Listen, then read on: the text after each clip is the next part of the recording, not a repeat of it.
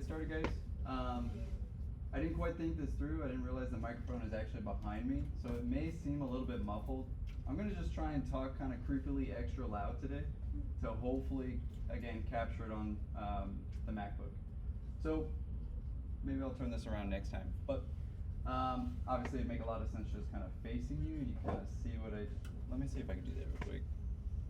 It's worth a shot. I mean, we do have the techno.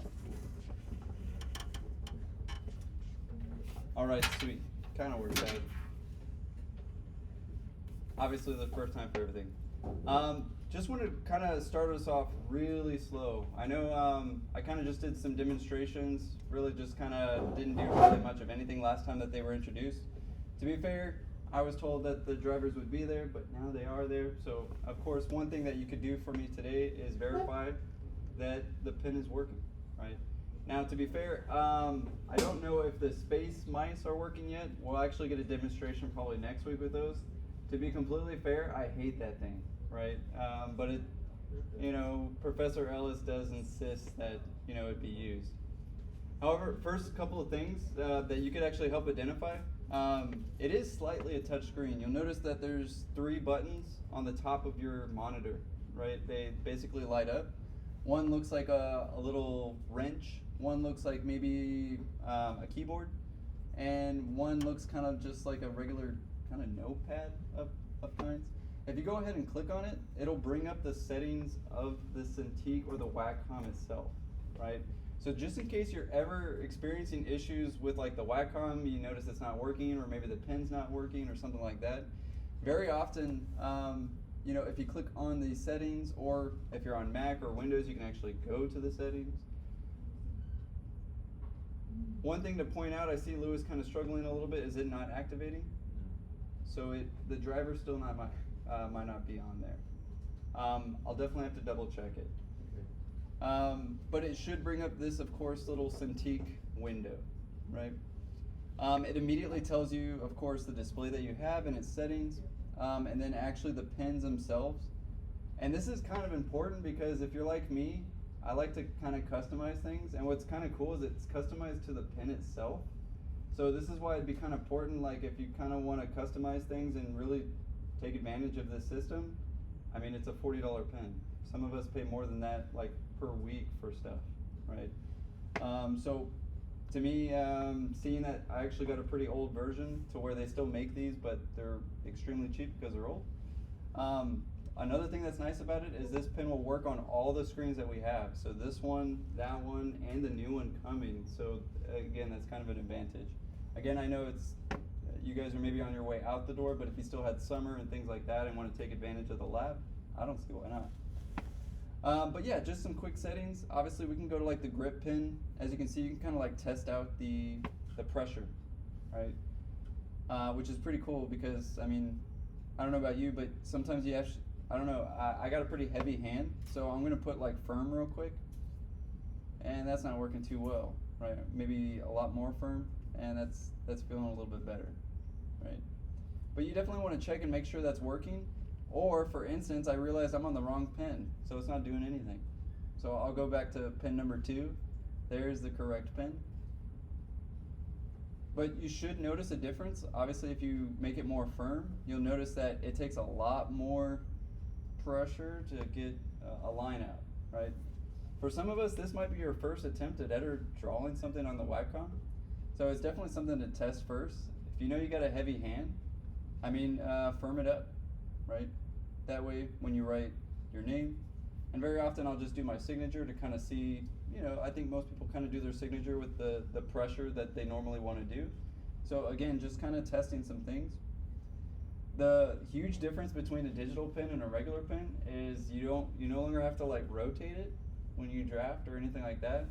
In fact, the best position, and it sucks because I can't really show you this on the camera, but you kind of want to hold it to where your index finger is eventually going to be doing the pressing on the top. Almost, has anybody ever used an airbrush before? Right, usually the button's on the top or like a side. Don't try and use your thumb for the button. It's just not that great. It makes you kind of draw weird. But hold it like a regular pen, right? But with your middle finger and your thumb, and it's a lot easier as if it was kind of a solid piece. It's kind of funny in freehand drawing, I say hold the pen up here and be a little bit more loose with it. Don't get me wrong, you can still like freehand sketch, but when it comes to a lot of like, I'll draw in Rhino today and I'll draw in Photoshop today, and I definitely hold it a lot more rigid because I definitely need those two buttons because it works just like a mouse. So essentially, the tip itself is actually a clicker, as if you were right-clicking on a mouse. It's the same thing. It's really just, honestly, glorified difference. I mean, now this optical thing is now at the tip and on the screen, essentially. The right-click button is the first button. So it's the button closest to the point. That's your right-click. And to be fair, the last button you can set to do whatever you want, but as you can imagine, it's the middle click, right? So if you're in Revit and you know you need the middle click button to kind of pan around, that's that middle button, right? Again, there's really nothing to be scared about. I definitely was intimidated at first as well. But honestly, after a week of practice, it became pretty intuitive, right? So again, just kind of want to point out those buttons. We have tested. Obviously, firm is way too much for me. Usually I like it in the middle or just a little bit more firm, right? Because you do want that lightness. You can also set it to the application itself. I would say that's okay for you guys to do. I probably wouldn't show anybody else that, right? However, if you notice there's just something kind of weird going on, you can also reset its defaults as well with a default button, just in case, you know, Kale comes by, he just really messed up all the settings, right? You can always default it again with a simple button, right? Not to call out Kale, but you know, those Blender settings could be a little bit different than Rhino or and vice versa, right? A lot of people have different settings, which is what I've argued for a really long time on these school computers, is that artists such as ourselves and designers, we rely on actually making things our own and uploading our own fonts or installing our own brushes and things like that. I have gotten to the brushes, but they still won't let me install the fonts. I don't know what it is. Maybe there's a virus out there that's just loading on fonts. Of course, I'm being facetious because that doesn't exist. But you know, they're scared of fonts. Anyway, basic settings, check, right? Of course, you can close out it. It's always going to run in the background. You can't actually stop it while the Wacom screen is on. But I did mostly want to talk about the concept diagram today. And to be fair, there's a lot of different ways to do this. And at least in Boasov's class, he probably starts you off with some sort of partie or montage or both, right? And kind of splicing that all together. Very often he's about simplifying the idea. And I would definitely agree with that idea. Keep in mind though, the concept diagram is something you almost want to try to reflect on every week, especially for this competition project, because to be fair, even when I taught Studio 4 and we won all top 3 places, those 3 students came up with their concept diagram in the last week, right? They've been working on it. You know, I've been shooting it down basically each week. Nah, that doesn't really get your concept across. Nah, that doesn't really get your concept across. And sometimes it's a post-rationalization. So I just want to kind of throw that out there that what you see today doesn't mean you need to finish a digital model or anything like that to actually achieve this, but it does require some critical thinking about your idea and what you want to show or communicate. So in our case, I just have a couple of examples, and as you can see, it's actually a lot like our precedent diagrams, right? So like if we click on this guy, and of course you'll see me double click with my pen, right? Because that would be a double click, right? So you click, click. I know it gets kind of weird, but again, it's just mimicking the mouse. But again, little drawings over the floor plan in such a way, and I've seen concept diagrams go like this before as well, explaining the flow, the scheme, the way somebody enters. Very often we see diagrams like this, but again, it also requires that like the building's finished designing, right? So again, you can imagine that it's somewhere in the post-rationalization parts. However, like if you're familiar with a Bjarke-Ingels diagram, you'll see that it's more like a step-by-step, right? Step 1, step 2, step 3, step 4, and that can be okay too. If you've had me for computer graphics, we definitely do stuff like that. But I just want you to start to address it. right? And obviously I just wanted to show a couple of things with the Wacom. Really nothing too exciting or to, write home about. But in some of the ways that this can be used is in ways where I do a lot of clicking, right? Especially in Rhinoceros. And to be fair, it helps to really know, what you're doing in these programs. So for instance, usually when I have to pan something, I have to right click on something. And so I can do that with the pen, and I can actually just do it with my hand, right? Now, to be fair, in the recording, you're gonna be like, big deal, nothing's really happening here, right? Now, I should probably get a camera on myself while I do this. I've noticed that's actually how most people teach the Wacom, is actually a camera facing them to kind of show that it is a big interface thing. So, I don't know, maybe I actually turn this a little bit more. Maybe it actually made sense that I was putting my back to you, even though that's kind of rude. But hopefully you can see I'm actually not touching the screen. Do you guys see that? Because if I touch the screen, that's a click. And it's actually going to do this thing, remember? You know what I'm talking about? So again, I'm not trying to be confusing here, but not every program is for everybody. I will say that. Don't get me wrong, I still use majority of Rhino probably, on my mouse. And to be fair, that's a lot easier sometimes, right? Or just doing that. So don't get me wrong, it's not for every program, but it can be, right? If that just seems to be your preference. Now, when it comes to tracing something, I immediately saw it as extremely useful, right? Because I can zoom in, actually I know some of the buttons and use some of the buttons. So in my case, when I actually did it for y'all's model, right? All those lines that I did, I just traced them quite literally, right? So in my case, I can take this tool and I can simply just fake it till I make it. And I don't know about you, but that's a little faster for me.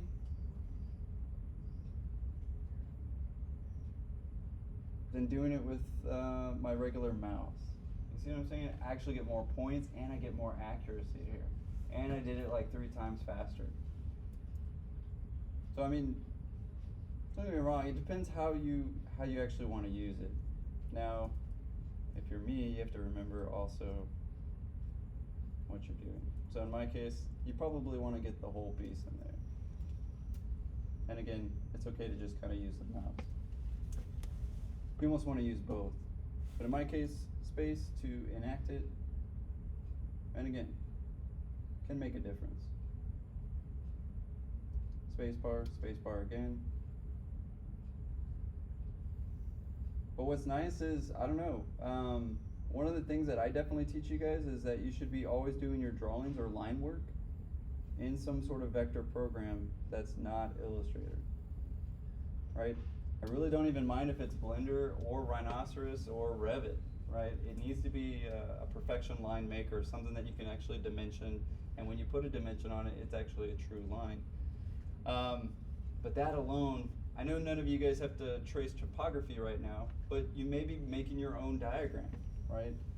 So for instance, I can zoom out, kind of make something off to the side, double click on a layer. I could still potentially just draw regularly. And if I hold shift, I could really still draw. Just like I would in any other program. And in my case, I want ortho, right? Keep that.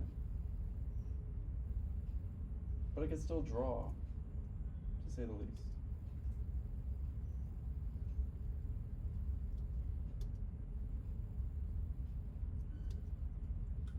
And to be fair, a little bit easier in some cases, right? Especially when it comes to tracing really organic things. However, I could also just make a box, right? And of course, use that as my diagramming. Now, I was going to show a little bit more about conceptual diagramming. Sorry, ChatGPT, get out of here.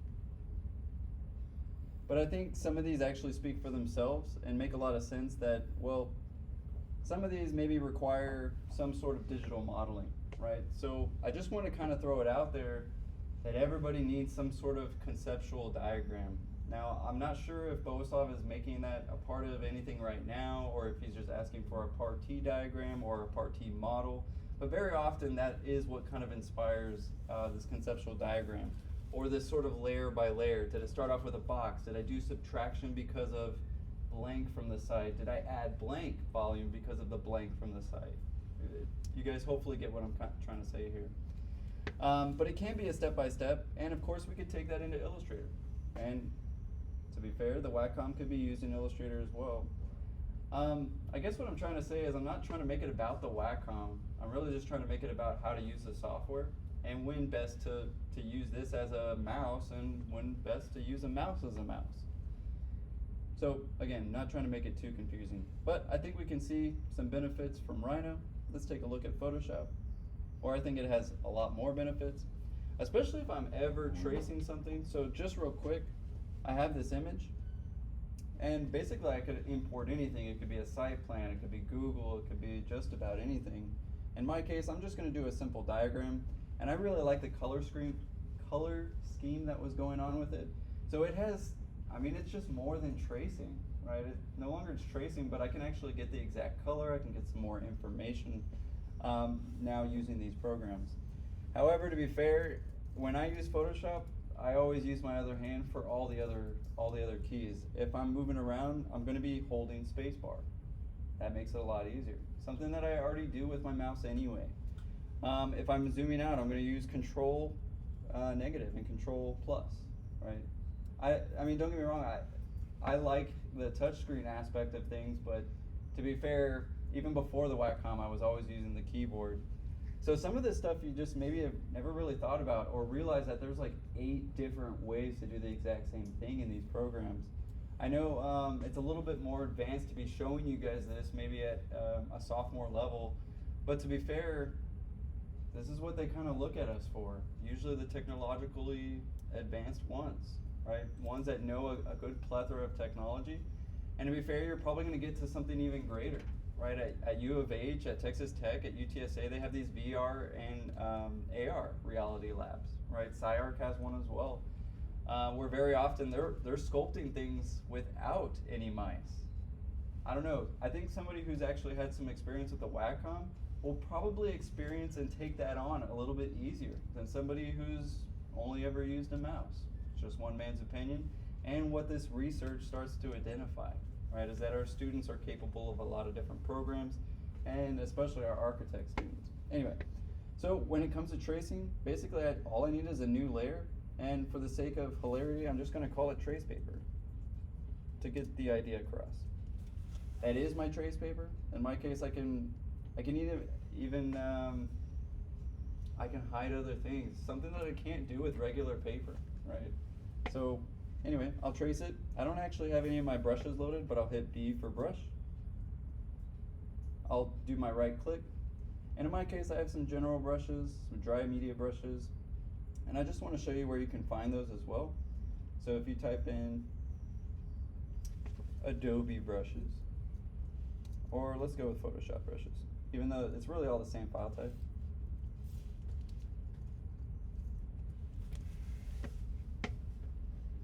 Getting started with Photoshop brushes. Double click. And again, what's kind of nice is the rest of your hand isn't a touchscreen, right? Especially on these. So you don't have to worry about accidentally clicking another button or things like that. However, it does make the screen kind of dirty. But since you have the Adobe suite, guys, there's like, this is what I'm afraid of. There's like millions of brushes, and they're all really cool. And I can spend weeks just like finding them, right? That's what I've honestly been doing at home and realizing, oh crap, it's 11:30. I've just spent 2.5 hours looking at cool brushes. It's very easy to get distracted with cool technology. At least it is for me. So be careful. Keep in mind that magic brushes aren't going to make your drawings better, right? In fact, it's just going to communicate the lines that you're trying to draw. Just keep that in mind. Maybe now's not exactly the time to experiment and actually go for something that's a little more keen to what you're doing in physical reality. However, don't get me wrong, there's some really, really cool brushes. I mean, like the watercolor one, I swear to God, I will never buy watercolors again. This program does it just fine. And it does the same crap stuff that it does in reality and like runs off the paper. I'm like, I can't even stop it in a digital realm, right? But you can download them, and just to show you how to install them, it's extremely easy. So downloads, and you should be able to do it on these as well. I'll hit B for brushes, I'll right click, and you'll see this little grid, or sorry, cogwheel, and we'll go down to import brushes. And in my case, it'll look for that file. I'll go to downloads, and mine's still downloading, of course. But as you can see, it's a pretty easy load, and it's from inside the program, so you shouldn't need admin access or anything like that, right? I would say please don't like download brushes from some weird Russian guy that you just met on Discord. Use the, of course, Adobe brushes. But to be fair, there's tons of people, and I'll share some as well, but like the Ghibli set, that one's really expensive, and I found that one, so I'm just gonna like load it on all these, because it's just amazing. It looked like everything you're drawing seems to be like out of a Ghibli movie. Anyway, if you don't know what that is, I'm sorry. It's the greatest animated series of maybe all time. Maybe it's not a series, just collection of great movies. But and he was going to retire, and then he came back, and his animators actually have Wacoms as well. They draw now all of the movies on Wacom sets. So it's not just a cheap little device, I'll say that. However, we're not going to sit here and wait for this to download, so get out of here. And of course, Photoshop froze at that piece. There we go. But let's just use a regular brush for today. In my case, a couple things to go over the brushes that you probably just never really kind of paid attention to, I never did, was actually that you can control the opacity up here. You can control the amount of smoothing, and we can control the blending mode already from the get-go, which is pretty interesting to say it. So in my case, I'm going to take my background image, I'm going to unlock it, and I'm going to put it down to like, I don't know, something where I don't necessarily see it completely, but I can still see it. I'll go to my trace paper. I'll make sure that I choose a color that, you know, maybe represents my pencil or the medium that I'm trying to use, and simply just start tracing, right? In my case, that looks a little thick.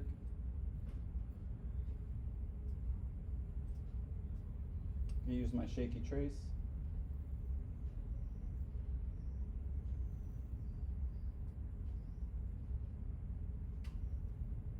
Right? And simply just draw it.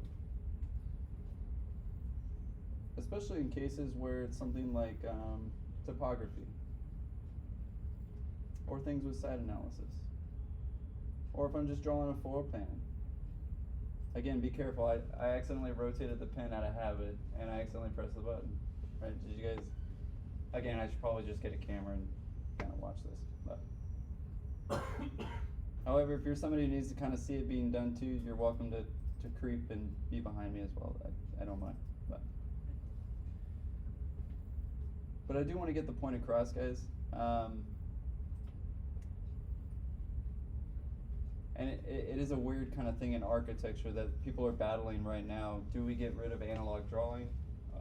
Do we incorporate these? So, I don't know. I definitely want to hear your thoughts, especially if you really tackle it, and see what you think.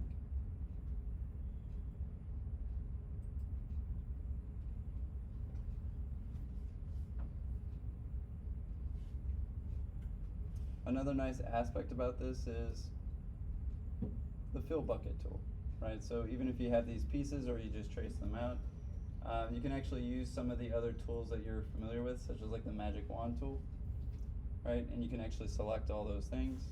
I can use maybe a different brush and maybe even get that exact color. So I'm going to take my eyedropper tool, or the letter I. I'm going to get that exact color. Probably darken it up a little bit. B for brush. I'm gonna do a big swoop. A little less hardness, a lot more bigness. But I could do something like that. And it looks like it actually went outside my lines. Oh well. Let's try that again. Oh, it's because I chose the wrong one. Nope, maybe not.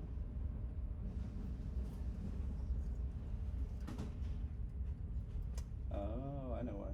I didn't close my piece. That's okay. Of course, I can hold shift and add to my selection. I think I've done that for you guys before. However, I don't know about you, but it's a little quicker to me. I got a lot of text in there. Let me try a different image. Screenshot.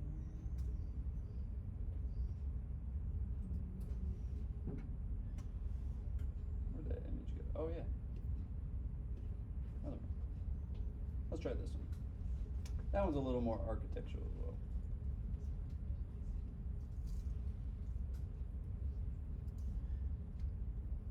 Hold my space bar. Maybe get another piece of trace paper. And draw away.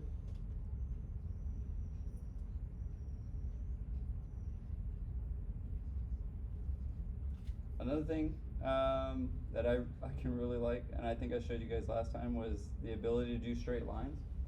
So I know you can hold shift and you can go straight this way, you can go straight that way, right? But if you click on the dot that you want and hold shift and click a dot, click, click, click, click, click, click, I can do straight lines too. I'm just holding shift. So I don't know about you, but I'm no longer worried about ever drawing straight lines. To be fair, I'm pretty good at my straight lines anyway. But that takes time, right? I mean, look at what I'm doing with my hands here. And I'm having to go over the whole thing. Or I could just hold shift and just connect the dots, right? In my case, I could just hold shift the whole time. Get the whole piece. I can turn off that layer. Right. I've traced the drawing. I didn't have to scan anything. I didn't have to get it back. I didn't have, you know what I'm saying? If I didn't like the way that I traced it, I could take that entire layer, make it lighter, right? I could change the color. I could do a lot of those things, stuff that we already do to our drawings. So it just makes a lot of sense to cut out the middleman, right? However, just to kind of show that again, you know, let's make it a little bit thinner, you know, for that, maybe that second line weight. Maybe we get like a 3, you know, if I couldn't get that down just right, I just, you know, type it in, click on the outside, hold shift,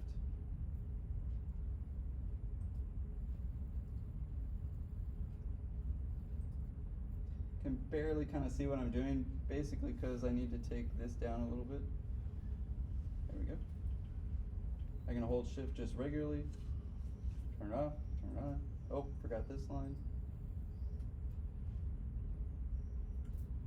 And what's kind of crazy is you really can't tell in some cases whether it's been hand drawn or not. However, you can freehand it too, like I'm doing here. You don't necessarily need the file. But very often we're having to show steps. Man, that's a weak one. Let's get something nicer. No. So another thing is Command Z is really nice too. I'm gonna go straight with it.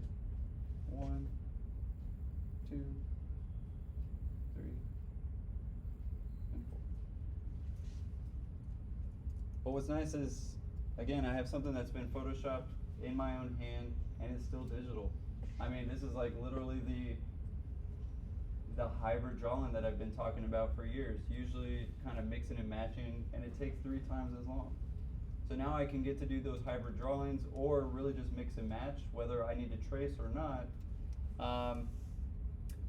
And it's in true color. So again, a plus to just kind of using the screen, even if you're just kind of using your regular mouse, well, at least it's in true color, right? So again, just trying to work it off really slow. Obviously, I think I'll have some more things to go over next time. This is really just the part for the conceptual diagram. Again, not saying that there's a requirement that it's hand drawn or used like that. However, everybody's project needs one, right? Whether it be, of course, this week. And again, I'm not pushing like a due date or anything like that. As you guys know, I'm just expecting 3 deliverables kind of by the end. I'll kind of just see where they are. And we'll probably do some Miro pinups on the way. more than likely, I'd probably like to see a Miro pinup of wherever you're at on Wednesday. So essentially whatever you pin up, just take a picture of what you pinned up in there. I was expecting some of you guys to at least read the little post-it note that I put on Miro on Friday. I was like sick and dying. I was like, did they see it? Like nobody posted anything. I was like, fuck it. Right? So it was just kind of, I really got to push you guys for this. I know I'm asking a lot, and I know you already have a lot to do, right? But what I'm trying to say is get in here. This is your lab. Use it, right? Especially now with computers that I know are better than even mine, right? So they should go even faster. It plays to the advantage. Not saying that we have an advantage over other studios, but we kind of have an advantage here. So, any questions so far, or did they run into something that was kind of weird? Just the pen. I'm not sure if it's like the settings or it's just not connected. It just might not be connected. That one has been kind of funny, and the one that Theo's on has been kind of funny lately. But we'll have to get with maybe the IT department. But thank you. No other questions, guys? Sweet. Wednesday, just a work day, but I'll be pushing just a screenshot of your board on Miro. Sound good?